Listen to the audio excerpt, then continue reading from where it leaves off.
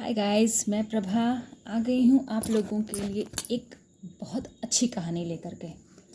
आज हम लोग सब्जेक्ट से रिलेटेड कोई चैप्टर पे स्टडी नहीं करेंगे। आज हम लोग एक कहानी सुनेंगे और इस कहानी का नाम है अंधेरे में पिता। अंधेरे में पिता। देरी ना करते हुए शुरू करते हैं।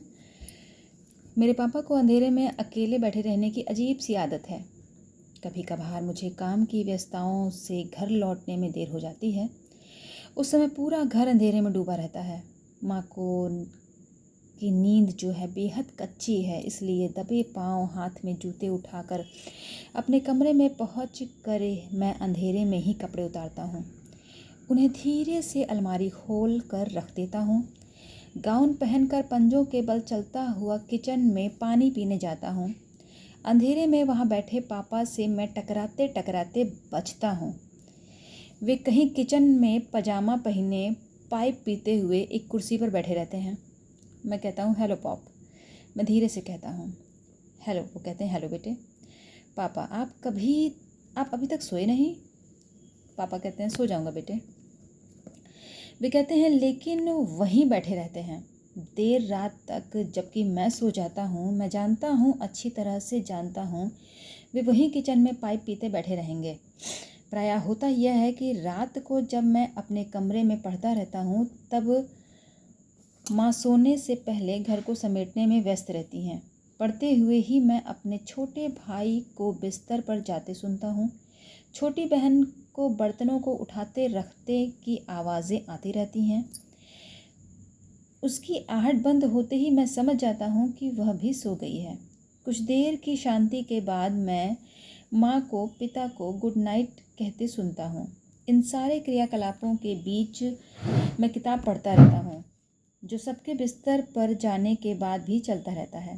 कुछ ही देर बाद मुझे प्यास लगती है। मैं कुछ अधिक पानी पीने का आदी हूँ। मैं किचन में पानी पीने जाता हूँ और अंधेरे में अपने पिता से टकरा जाता हूँ। बहुत बार तो मैं घबरा जाता हूँ। मैं उन्हें भूला रहता हूँ, जबकि वे वहीं बैठे रहते हैं, कुर्सी पर पाइप पीते हुए, कुछ सोचते हुए। आप अभी तक सोए नहीं पापा? सोऊंगा बेटे। लेकिन वे सोते नहीं। पाइप पीते कुछ सोचते बैठे रहते हैं। मुझे चिंता होने लगती है, वे ऐसा क्यों करते हैं? आखिर वे क्या सोचते रहते हैं? एक बार मैंने उनसे पूछा था, क्या आप सोचते हैं पापा? आप क्या सोचते हैं पापा? कुछ नहीं, उन्होंने सामान्य स्वर में कहा था। एक दिन मैं उन्हीं वहीं बैठा छोड़कर सोने चला गया था। कुछ घंटों बाद मेरी नींद प्यास लगने से खुल गई। मैं किचन में पानी पीने गया। पापा वहीं बैठे थे। उनका पाइप बुझ चुका था, लेकिन वो किचन की एक टक देखते बैठे थे। कुछ पलों बाद जब मैं अंधेरे का अभ्यस्त हो गया तो मैंने फ्रिज से पानी की बोतल निकाल पानी पिया। वे अभी भी वहीं थे, घूरते हुए। उनकी पलकें झपक नहीं रही थीं। मुझे लगा उन्हें मेरे वहाँ आने का एहसास नहीं। मैं डर गया था। पापा, आप सोने क्यों नहीं जाते? जाऊँगा बेटे, उन्होंने कहा। मेरा इंतज़ार मत करो। लेकिन मैंने कहा, आप कई घंटों से वहीं बैठे हुए हैं, क्या बात है? आखिर आप किस बात को लेकर परेशान हैं? कुछ नहीं बेटा, उन्होंने कहा। कुछ भी तो नहीं, इससे मुझे आराम मिलता है, बस इतनी सी बात है।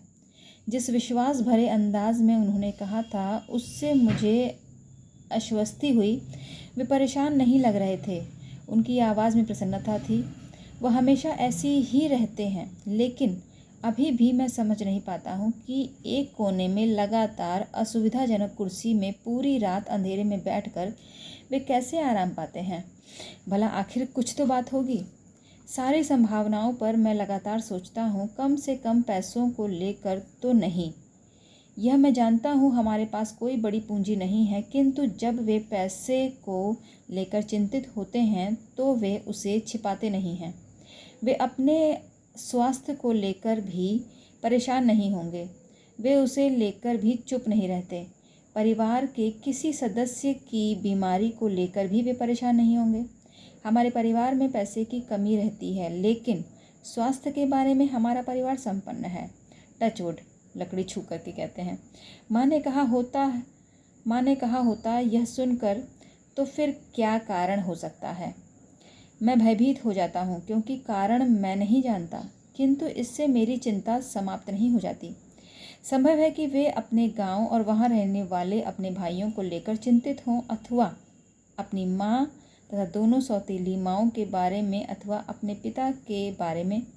किंतु ये सब तो स्वर्गवासी हो चुके हैं, और फिर वे उनके बारे में इतनी देर तक चिंता भला क्यों करेंगे? मैं परेशान हूँ और उन्हीं को लेकर चिंता कर रहा हूँ।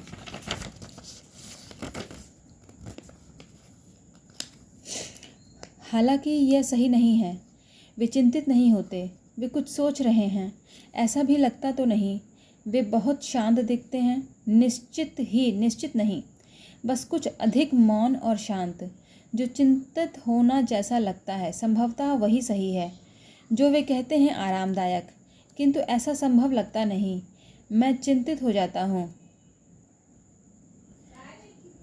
वे बहुत शांत दिखते हैं, निश्चित नहीं, बस कुछ अधिक मौन और शांत। जो चिंतित होना जैसा लगता है, संभवतः वही सही है। जो वे कहते हैं आरामदायक, किंतु ऐसा संभव लगता नहीं। मैं चिंतित तो हो जाता हूँ। काश मुझे यह पता चल जाता कि वे आखिर सोचते क्या हैं। यदि यही पता चल जाता कि वे क्या सोचते भी हैं अथवा नहीं, तब संभवतः मैं उनकी सहायता कर पाता। यह भी तो हो सकता है कि उन्हें मेरी सहायता की आवश्यकता ही ना हो। यह भी तो संभव है, जैसा वे कहते हैं कि वे आराम कर रहे हैं, कम से कम मुझे परेशान अथवा चिंतित होने की आवश्यकता नहीं है। लेकिन वे वहाँ क्यों बैठे रहते हैं अंधेरे में? क्या उनके मस्तिष्क ने काम करना बंद कर दिया है? नहीं, यह नहीं हो सकता। आखिर वे सभी मात्र 53 वर्ष के हैं और अभी भी उतने ही हाजिर जवाब और मजाक पसंद है। सच तो बात यह है कि वे अपने दैनिक व्यवहार में पहले जैसे ही हैं। वे अभी भी शलगम के सूप को पसंद करते हैं और उसे चाव से खाते हैं। वे अभी भी टाइम्स के द्वितीय खंड को सबसे पहले पढ़ते हैं। वे अभी भी विंग कॉलर पहनते हैं। वे अभी भी विश्वास करते हैं कि डेब्स देश की रक्षा करने में समर्थ थे और TR पैसे वालों के हाथों का मात्र एक औजार था। वे हर कोण से पहले जैसे ही हैं, वे अभी भी ठीक वैसे ही दिखते हैं जैसे 5 वर्ष पूर्व दिखते थे। उनसे मिलने वाले सभी परिजनों का यही मत एक स्वर से है। वे पूर्ण स्वस्थ हैं, सभी कहते हैं। किंतु वे अंधेरे में बैठते हैं, अकेले पाइप पीते हैं, एक टक सीधे देखते हैं, बिना पलक झपके देर रात तक। यदि ये सही है जैसा वे करते हैं या कहते हैं कि बेहद आराम से हैं, तो मुझे इस बात को यहीं छोड़ देना चाहिए। किंतु यदि ऐसा नहीं है, तो संभवतः उन्हें सहायता की आवश्यकता हो। वे कुछ बोलते क्यों नहीं हैं? वे हंसते हैं, रोते हैं अथवा असहमति क्यों नहीं जताते? वे कुछ क्रिया अथवा प्रतिक्रिया क्यों नहीं करते? आखिर वे वहाँ क्यों बैठे रहते हैं? सोचते सोचते मुझे क्रोध आ जाता है। संभवतः यह मेरी अतृप्त जिज्ञासा मात्र है, अथवा मैं कुछ ज़्यादा ही परेशान हूँ। बहरहाल मैं नाराज़ हूँ। पापा, कुछ गड़बड़ है क्या? नहीं, कहाँ, कुछ तो नहीं। लेकिन इस बार मैं निश्चय कर चुका हूँ कि मैं यो ही मामले को नहीं छोड़ूंगा, क्योंकि मैं बेहद नाराज़ हूँ। तब आप यहाँ अकेले क्यों बैठे रहते हैं देर रात तक सोचते हुए? यह आरामदायक है बेटे, और फिर मैं इसे पसंद करता हूँ। मैं किसी निष्कर्ष पर नहीं पहुँच पा रहा हूँ। कल फिर मैं इन्हें इसी तरह बैठा पाऊँगा और मैं फिर उलझ जाऊँगा, परेशान हो जाऊँगा। मैं इसे बंद नहीं कर सकता। मैं बेहद नाराज़ हूँ। पापा, आखिर आप क्या सोचते रहते हैं? आप यहाँ क्यों बैठे रहते हैं? आप किस बात को लेकर परेशान हैं? आखिर आप क्या सोचते रहते हैं? बेटे, मुझे कोई परेशानी नहीं है, मैं बिल्कुल ठीक हूँ। यहाँ बैठना आरामदायक है। बस जाओ बेटे, तुम जाकर सो जाओ। बेकार ही परेशान हो रहे हो तुम। मेरा क्रोध चला जाता है, लेकिन परेशानी बनी रहती है। मुझे उत्तर मिलना ही चाहिए। सब कुछ कितना बचकाना है। वे मुझे कुछ बतलाते क्यों नहीं? अचानक मुझे लगा कि यदि मुझे सही उत्तर नहीं मिला तो मैं पागल हो जाऊंगा। मैं फिर जोर देकर कहता हूँ, आप सोचते क्या हैं पापा? आखिर कुछ तो होगा हो। कुछ नहीं बेटे, साधारण सी बातें हैं। वे कुछ विशेष नहीं, बस यूं ही सोचता रहता हूँ। मैं चुपचाप उन्हें देखता दरवाजे के पास खड़ा रहता हूँ। आपका तात्पर्य है कि कुछ विशेष नहीं है, बस आप यूं ही अंधेरे में बैठे रहते हैं क्योंकि आपको ऐसा करना अच्छा लगता है पापा, है ना? प्रसन्नता भरी आवाज़ को बमुश्किल रोकता मैं कहता हूँ, बिल्कुल सही। वे कहते हैं, मैं रोशनी में कुछ सोच नहीं पाता हूँ।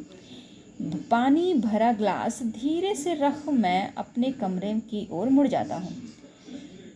गुड नाइट पापा कहता हूँ। गुड नाइट वे धीरे से कहते हैं। तभी अचानक मुझे याद आया, मुड़ता हुआ, आखिर आप सोचते क्या है पापा? मैं पूछता हूँ। उनकी आवाज़ बहुत दूर से आती हुई लगती है। वह शांत और स्थिर है। कुछ नहीं, वे धीरे से कहते हैं, कुछ विशेष नहीं।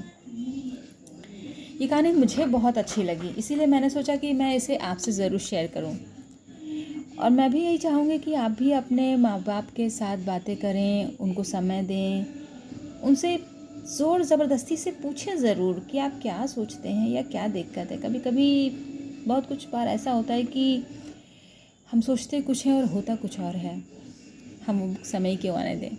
चलिए, आपको ये कहानी सुनकर कैसी लगी मुझे कमेंट करके ज़रूर बताइएगा और मेरे चैनल को सब्सक्राइब करना मत भूलिएगा, वीडियो को लाइक करना मत भूलिएगा। आपकी प्रभा हमेशा इसी तरह से अच्छी अच्छी कहानियाँ आपके लिए लाती रहेगी। तब तक के लिए बाय।